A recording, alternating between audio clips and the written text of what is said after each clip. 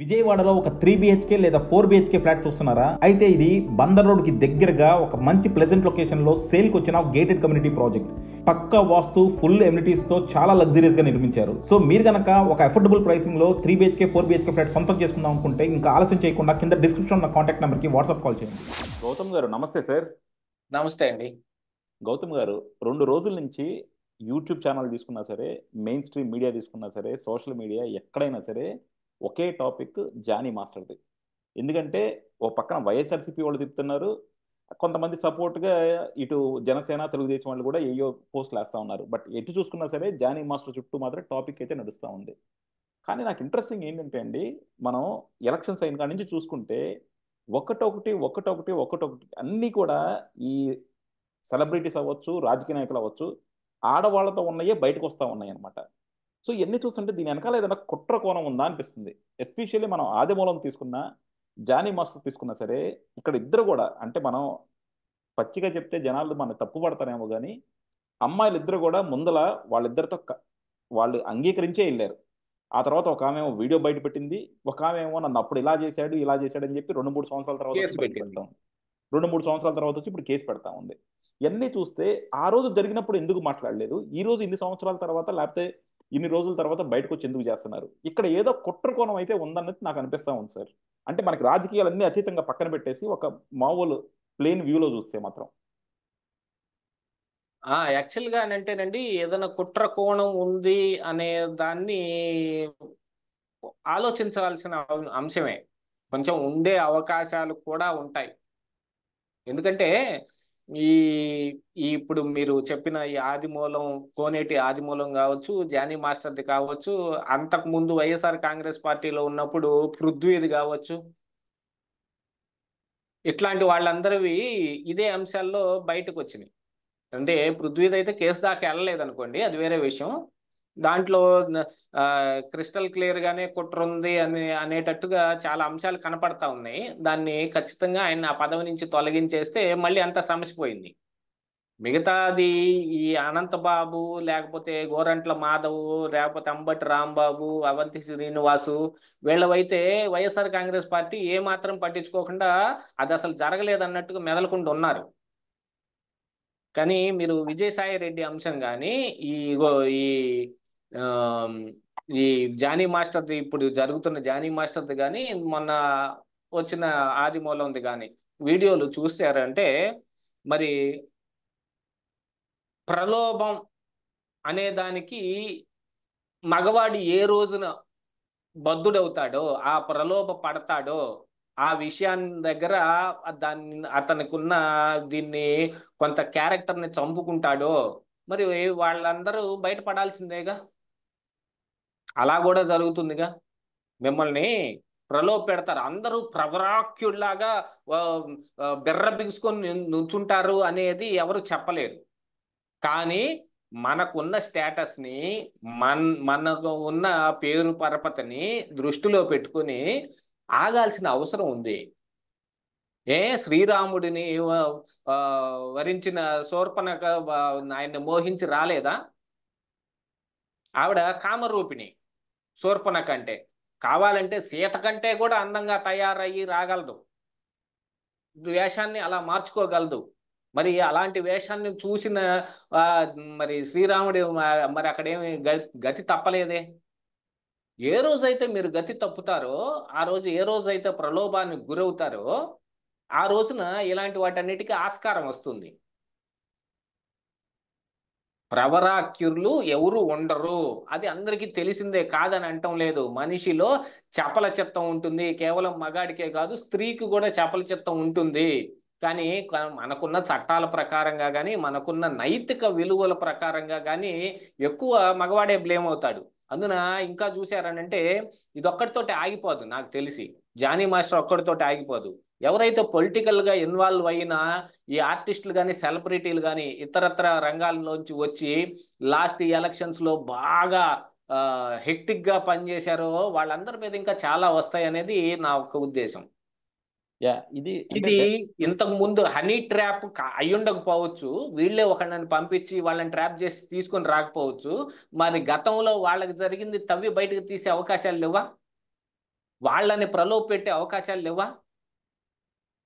వాళ్ళని ప్రలోభ పెట్టి బయటకు తీసుకొచ్చి వీళ్ళని బద్నాం చేసే అవకాశాలు లేవా? ఇవన్నీ ఉంటాయి. ఇవన్నీ అవకాశం ఇచ్చింది ఎవరు మరి?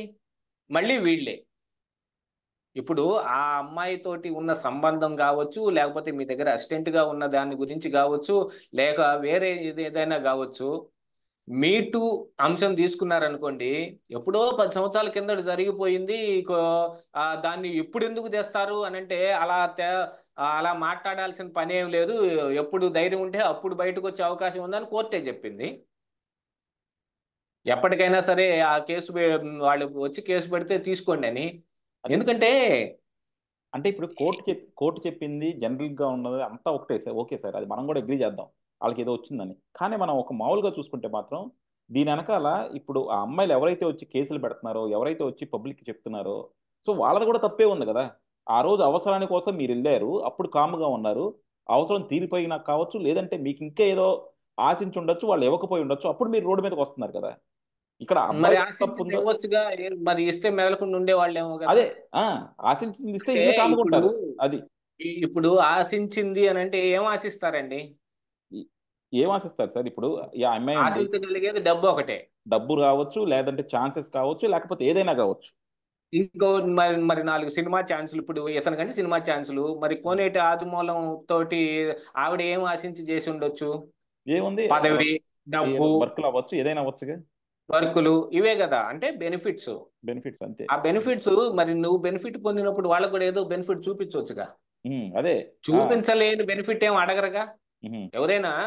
ఎంత ఎంత ఆ డబ్బు కోసమే పని చేస్తారనో, లేకపోతే బెనిఫిట్ కోసమో పని చేస్తారనుకున్నా, బెనిఫిట్ ని నువ్వు ఇవ్వలేని బెనిఫిట్ ని ఎవరు అడగలేరు కదా. అది మరి ఆ బెనిఫిట్ ఏదో చూపించాల్సిందేమో. అలా కాదు కానీ ఇందులో మీరు అన్నట్టుగా కుట్ర కోణం అయితే లేకపోలేదు. లేదు అని చెప్పడానికి ఏం లేదు. ఒకవేళ వాళ్ళకి బయటకు వచ్చే ఉద్దేశం లేకపోయినప్పటికీ కూడా మరి మీ అపోజిషన్ వాళ్ళు మిమ్మల్ని వదులుతారా? మీకున్న బొక్కలన్నింటినీ తీసి మిమ్మల్ని బద్నాం చేసే ప్రయత్నం చేయరా? పోనీ ఈ అవకాశం మీ ఆ వాళ్ళ మీద మీకు దొరికింది అనుకోండి, మీరైనా ఊరుకుంటారా? వాళ్ళకి తీసి బయట పెట్టరా? అవును. మరి ఈ గోరంట్ల మాధవ్ వీడియో ఎక్కడి నుంచి వచ్చింది? ఐటీడీపీ నుంచే వచ్చింది. వాళ్ళకి ఎలా వచ్చింది అనేది తీసి పక్కన పెట్టండి. అవును. అది ప్రపంచానికి ఎలా తెలిసింది? ఐటీడీపీ నుంచే తెలిసింది. దాని నుంచే కదా జరుగుతుంది. వీటన్నిటిని బట్టే ప్రలోభాలకు వస్తాయి. మరి మీకు వచ్చినప్పుడు, ఒక ఛాన్స్ వచ్చినప్పుడు మీరు బయట పెట్టగలుగుతారు. అలాగనే వాళ్ళు కూడా చేస్తారు. కానీ ఇక్కడ కాకపోతే ఇక్కడ ఇంకొక అంశం చూసుకోవాలి. ఉమ్, అవతల మీకు అపోజిషన్ లో ఉన్న వాళ్ళు ఎంతకైనా తెగించిన వాళ్ళు. ఆ ఆ అమ్మాయికి ఉద్దేశం లేకపోయినా కూడా ఉద్దేశం కల్పించి మరి, ఆశ ప్రలోభాలకు పెట్టి మరి, వాళ్ళకి ఏదో బెనిఫిట్ చూపించి మరి బయటకు తీసుకొచ్చే రాగలిగినంత సమర్థులు ఉన్నారు అవతల సైడ్న. ఎందుకంటే వాళ్ళు చేసే పనే అది. వాళ్ళు ఎప్పుడు అదే పని చేస్తారు. వాళ్ళు ఎంతకైనా తెగిస్తారు. లేకపోతే ఈ నత్వానీ కేసు, జత్వానీ కేసు మన ఆంధ్రప్రదేశ్ రాష్ట్రాన్ని నెత్తినకు చుట్టుకోవాల్సిన కర్మ ఏంటి చెప్పండి? ఎక్కడో ఉన్న జిందాల్ని కాపాడటానికి జత్వానీని తీసుకొచ్చి ఇంతమంది పోలీస్ ఆఫీసర్లను ఉపయోగించి సస్పెండ్ ఇప్పుడు చేసేదాకా వచ్చింది అని అంటే ఎందుకు చెప్పండి? వాళ్ళు అలాంటి సమర్థులు కాబట్టి. వీళ్ళు అది కూడా జరిగి ఉండొచ్చు. కాకపోతే నువ్వేం చేయకపోతే వాళ్ళు ఏమన్నా చేస్తారా? అది కదా అసలు అంశం. అలాంటి కూడా కొన్ని ఉంటాయి. ఏది జానీ మాస్టర్ ఏదో చేశాడనో ఇంకోటనో నేను ఆరోపణ ఆ జోలికి వెళ్ళదలుచుకోను. నేను యాక్చువల్గా దాని మీద మాట్లాడే ఉద్దేశం కూడా లేదు నాకు. నేను అందుకే దాని మీద నా ఛానల్లో కూడా వీడియోలు చేయలేదు. అవును, ఈ చెప్పారు. విజయసాయిరెడ్డి అంశం ఏదో ఒకటి అరా అప్పుడు చెప్పాను. తర్వాత ఈ కోనేటి ఆదిమూలంది అసలు ఆ రోజు కేసు పెట్టిన ఆయన మీద వచ్చిన దాంట్లో టీడీపీ పార్టీకి కూడా ఇదిగో ఇలాంటి రోగం ఒకటి అంటుకుంది, పక్క పార్టీలోంచి వచ్చిన వాళ్ళతోటి ఇలాంటి ప్రాబ్లమ్స్ వస్తున్నాయి అని ఆ రోజు చెప్పాను. జానీ మాస్టర్ అయితే అసలు చెప్పను కూడా చెప్పలేదు. కాకపోతే ఏంటంటే ఇందులో మీరు అడిగిన పాయింట్ ఒకటి నాకు బాగా నచ్చింది. ఎందుకంటే ఇందులో కుట్ర కోణం ఉండే అవకాశం లేదా అని అంటే ఉంటది, ఖచ్చితంగా ఉంటుంది. కుట్ర కోణం ఖచ్చితంగా ఉండే అవకాశం ఉంటుంది. అవతల మనుషుల్ని బట్టి దాన్ని మనం కూడా అసెస్మెంట్ చేసుకోవాలి. కానీ వాళ్ళు ఒకటే బయటకు ఖచ్చితంగా పట్టుకొస్తారు. కానీ నాకు ఒకటైతే అనిపిస్తుంది సార్, ఎందుకంటే ఇప్పుడు వీళ్ళందరూ కూడా ఎక్కడైనా సరే ఇప్పుడు అమ్మాయిలు లేకపోతే అబ్బాయిలు ఒక దాంట్లో ఉన్నప్పుడు ప్రలోభ పట్టడం అనేది చాలా ఈజీ. సో అది చాలా మంది కూడా మనం చూస్తూ ఉంటాం. కొంతమంది కావాలని వాళ్ళ అవకాశాల కోసం వాళ్ళు కూడా మనని టెంప్ట్ చేయడానికి కూడా రెడీ ఉంటారు. అసలు అవును, కొంతమంది రాజకీయ నాయకులను చూస్తాం మనం, చంద్రబాబు గారు కావచ్చు, నరేంద్ర మోడీ గారు కావచ్చు, ఇంకెవరైనా కావచ్చు. వీళ్ళంతా అవును, కూడా ఇంత సుదీర్ఘంగా రాజకీయ జీవితం ఉన్నా సరే ఎప్పుడు ఇలాంటివి రాలేదు. అది మనం రాజశేఖర రెడ్డి గారు కూడా కావచ్చు, కానీ జగన్మోహన్ రెడ్డి గారిది మనం కొన్ని విన్నాం. ఆయన గురించి కూడా అంతకుముందు అవును. ఇలాంటి గాసిప్స్ కొన్ని విన్నాం. సో అలాగే మన ఇప్పుడు రఘురామకృష్ణరాజు గారు ఇలాంటి వాళ్ళంతా ఏంటంటే చాలా ఎక్కువ పబ్లిక్తో టచ్లో ఉన్నారు. కానీ వీళ్ళందరి మీద అసలు ఇలాంటి ఎప్పుడు కూడా ఎలిగేషన్స్ రాలా. అంటే ఎంత నిబద్ధత ఉండాల్సి వస్తుంది రాజకీయ నాయకులు. ఇప్పుడు మామూలు మనుషుల కన్నా సరే రాజకీయ నాయకులకి క్యారెక్టర్ అనేది ఎంత ఇంపార్టెంట్. ఈరోజు ఆ జానీ మొ- చూడండి. బాగా ఒక్కసారి ముతకగా మోటుగా చెప్పాలి అని అంటే దారం కట్టుకొని కూర్చోవలసిందే. అంతే. ఆ, ఆ అంత నిబద్ధతతోటి ఉండాలి. అలా లేని సమయంలో మీరు కూడా మరి ఇట్లాంటి వాటిల్లో ఎక్కువగా పాలు పంచుకోకుండా ఉండాలి. ఇవన్నీ ఉమ్, బయటకు రాకుండా ఉండాలంటే అవును. ఇలాంటి వాటిల్లో ఎక్కువగా పాలు పంచుకున్నారనుకోండి. జానీ మాస్టరు చాలా ఆ పవన్ కళ్యాణ్ కోసం చాలా పడి ఎక్కువ. పడి పడి పడి తిరిగాడు. ఉమ్, ఒక పాట తనే సొంతంగా చేసి మరీ తీశాడు. ఏదన్నా ఒక సినిమాకి ఏదన్నా చెయ్యాలి అని అంటే ఊరకు కూడా ఎవరు చేయరు.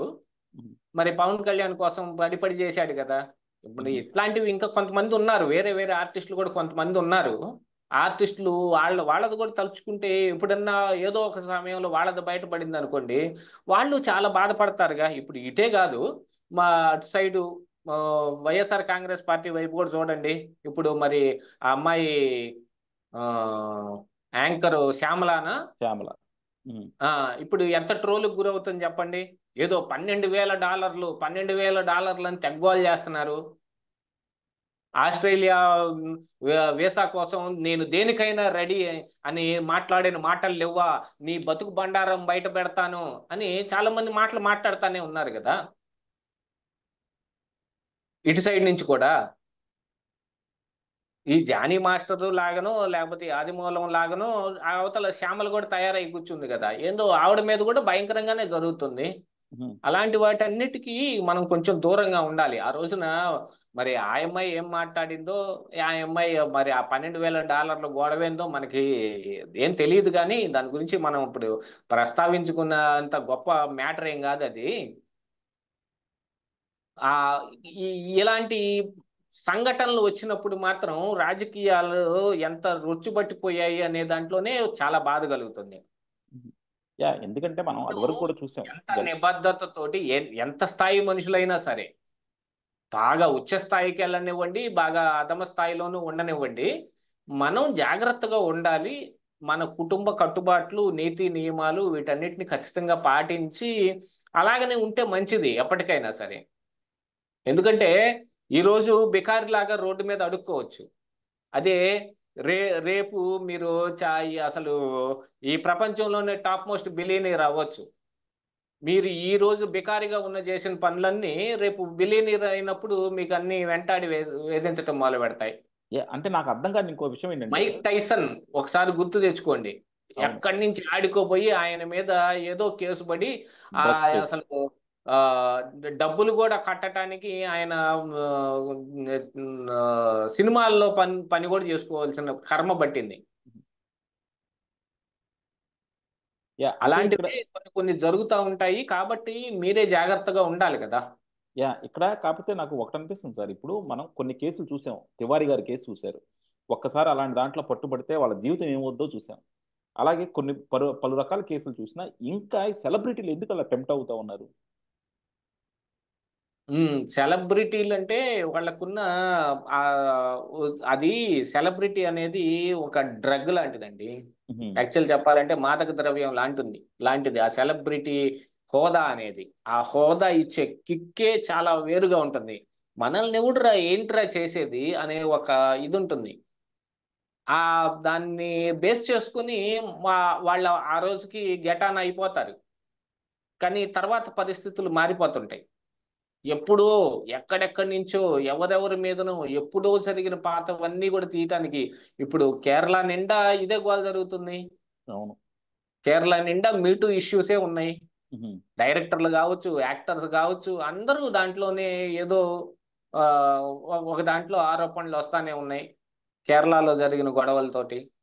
వీటన్నిటిని చూసుకున్న తర్వాతనే మనం మనం మనం ఒక నిబద్ధతని మన లైఫ్ ఒక నిబద్ధతని మనమే రాసుకోవాలి. దారిని పోతా కూడా ఆ అమ్మాయి చూడు బాగుంది అని అంటే కన్నెత్తి చూడను అని ఒట్టు నువ్వు పెట్టుకోవాలా. అలాంటివి నిబద్ధతతో ఉన్న రోజున నీ నీ జోలికి ఎవరు రాలేరు, నీ మీద ఎవరు కుట్ర కూడా చేయలేరు. ఇక హనీ ట్రాప్ అంటే వేరు. హనీ అవును. ట్రాప్ లో కూడా నీ దాకా ఒక అమ్మాయి రాగలిగింది అని అంటే నువ్వు ఇచ్చిన చనువు మూలానేగా వస్తుంది. నువ్వు మాట్లాడకపోతే అమ్మాయి నీ ఇంటి దాకా రావటం కష్టం కదా. అర్ధరాత్రి వచ్చి నీ బెడ్రూమ్ లో నీకు తెలియకుండా బెడ్ కింద పడుకొని పోలీసులకు ఫోన్ చేయలేరు కదా ఎవరు. నువ్వు రమ్మని పిలిస్తేనే వస్తారు లోపలికి. హనీ ట్రాప్ లో కూడా నీ యొక్క బలహీనతని క్యాష్ చేయటమే ఉంటది. అవును. వాటన్నిటిని కూడా చూసుకొని మనకి ఎంత నిబద్ధత ఉందో ఉండాలి. అలాంటిది లేదనుకోండి, కొన్ని పెద్ద పెద్ద ఇటుకుంటాయి, వాడి జోలికి వెళ్లకుండా ఉండాలి. అవును. అంటే మనకి ఈ ఎస్పెషల్లీ పాలిటిక్స్. అదే మనకి జనరల్గా చిన్నప్పుడు మనకి రెండు చెప్తా ఉంటారు సార్, మన యుక్త వయసులో వచ్చినప్పుడు కూడా, అంటే మన పురాణాలు ఏవి చూసుకున్నా సరే జీవితంలో రెండిటికి ప్రలోభపడకూడదు. ఒకటి స్త్రీ, ఇంకోటి డబ్బు. రాజకీయ నాయకులు చాలా మంది డబ్బుకు ప్రలోభపడతారు కానీ స్త్రీలకి ఎక్కువ ప్రలోభపడరు. కానీ ఈ మధ్య అవును. కొత్తగా స్త్రీలకు ప్రలోభపడుతున్నారు, వాళ్ళ భవిష్యత్తుని నాశనం చేసుకుంటున్నారు. అంటే జనరేషన్ మారిపోతుంది కదండి. అదే అదే. ఆ, జనరేషన్ మారే కొద్దీ ఏమవుతుందంటే ఏమవుతుందిలే, ఉహుం, ఇందులో మాత్రం ఏమవుతుంది అని అంటే అనే ఒక ఇది వాళ్ళల్లో పెరిగిపోయినప్పుడు బయట పడతాయి చూడు. బయట పడ్డ రోజున వాళ్ళకి అవును. ఎంత బాధ కలుగుతుందో చూడండి. అదే అబ్బా ఆ రోజున మనం ఈ పని చేయకుండా ఉంటే బాగుండేది అని ఆ రోజు అనుకుంటాడు. అదే. కానీ ఈ రోజు వాడికి ఎవరు చెప్పినా కూడా ఆ మంచి వాడి చెవికి ఎక్కదు. కాకపోతే వీళ్ళందరికీ అంబటి రాంబాబు గారి చేత క్లాసులు ఇప్పించాలి సార్. అలాంటి బయటపడినా సరే ఎంత ధైర్యంగా బయటికి తిరగచ్చు, ఎంత ధైర్యంగా దాన్ని ఏమంటారు అది అవన్నీ కొన్ని పెక్యులర్ క్యారెక్టర్స్. ఆహా, ఆ ఈ ఇడిసేసినమ్మ ఈదికి పెద్ద అన్నారు. అదే. యా. థ్యాంక్ యూ అది సార్. అది అది ఆయన అసలు ఆయన చూడండి, వైఎస్ఆర్ కాంగ్రెస్ పార్టీ మొత్తానికి పెద్ద ముత్తైదు లాగా ఉంటాడు. యా. ఓకే. ఆ yeah. Thank you sir. Thank you very much.